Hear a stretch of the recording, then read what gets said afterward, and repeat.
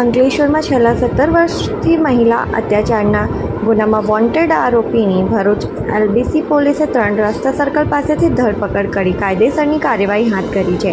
Bharuch LCB પોલીસની team Ankleshwar વિસ્તારમાં પેટ્રોલિંગમાં હતી તે દરમિયાન અંકલેશ્વર શહેર એ ડિવિઝન પોલીસ મથકના મહિલા અત્યાચારના ગુનામાં છેલ્લા 17 વર્ષથી ફરાર આરોપી અલ્લાબક્ષ ઉર્ફે વસંત યુસુફ સમામ ગુમાનદેવ બ્રિજ પાસે તબેલા પર રહે છે અને હાલમાં અંકલેશ્વર 3 રાસ્તા સર્કલ પાસે જોવા મળ્યો હોવાની માહિતી મળી હતી. જે માહિતીના આધારે એલસીબી પોલીસે વોચ ગોઠવી હતી અને છેલ્લા 17 વર્ષથી ફરાર અલ્લાબક્ષ યુસુફ સમામની ધરપકડ કરી હતી. તેની વિરુદ્ધ વર્ષ 2008માં અંકલેશ્વર શહેર ડિવિઝન એ ડિવિઝન પોલીસ મથકે મહિલા અત્યાચારના બાબતોનો ગુનો નોંધાયો હતો.